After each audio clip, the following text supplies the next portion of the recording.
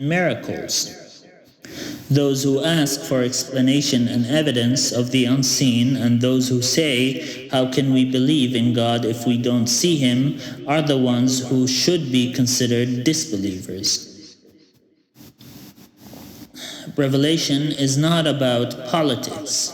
If there were a politics party that will ultimately be worshipped by humans, do you think that God would allow such a politics event to happen?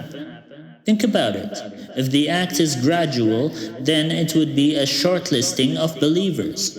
Those who worship this political authority would be considered disbelievers, and believers would, in definition, be guided by God not to worship or follow this political authority.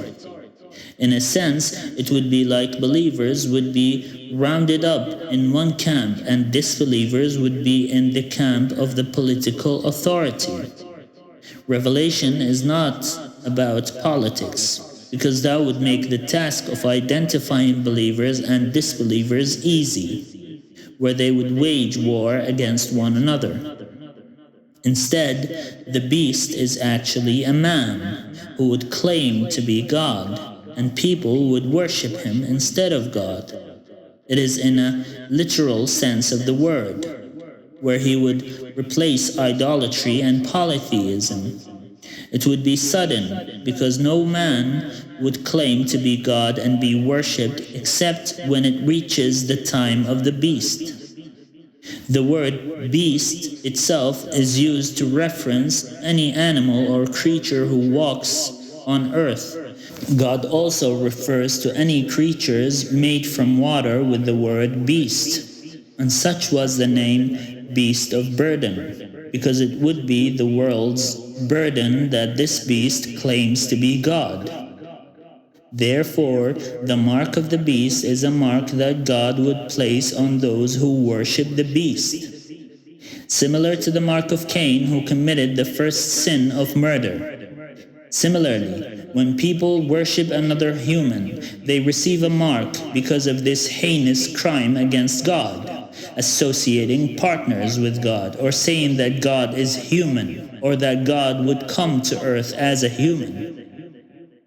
It is a crime, because God said in Judaism not to worship anyone but Him, and in Christianity that God is a jealous God, and doesn't like when others are being worshipped instead of Him, and in Islam that God is far above any human description, and it is a crime because God considers it the unforgivable sin to worship someone other than God.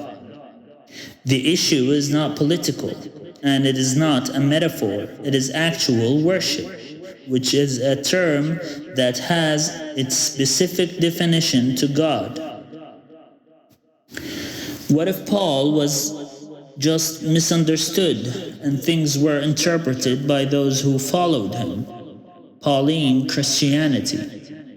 My tongue shall speak of thy word, for all thy commandments are righteous. Psalms 119, 172. Keeping the commandments would get believers the crown of righteousness.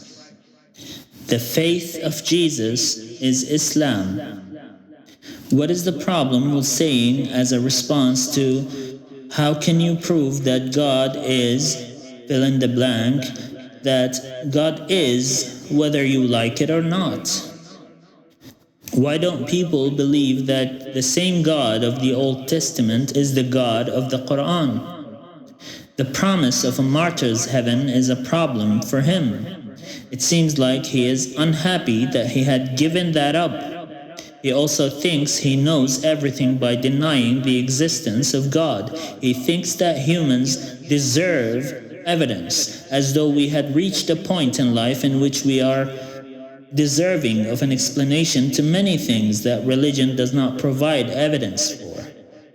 The atheist's position is absolutely flawed, and that is a given. They think that God would abide by human laws.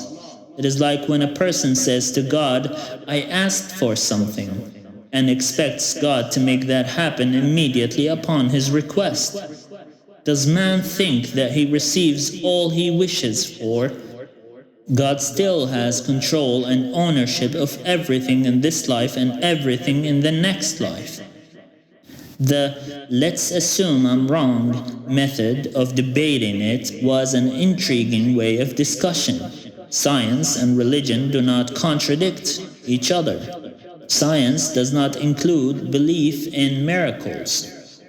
Whenever he stammers out of anger or irritation. It seems as though he is being infused with darkness once someone speaks to him about something he disagrees with or one he is trying to disprove. It is like when the devil became arrogant, thinking that he could go against the command of God unpunished. He became infused with darkness.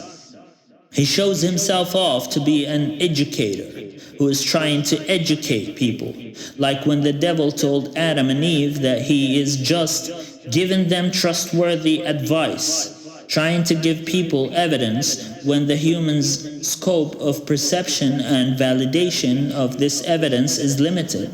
Evidence of a miracle cannot be provided. It pertains solely to faith, especially since it happened a long time ago. I was told not to do it, and I did not want to do it. Yet I did it. It was done. Science can't tell us about the inner nature of what particles are. It tells us what particles do. You can't separate consciousness from being.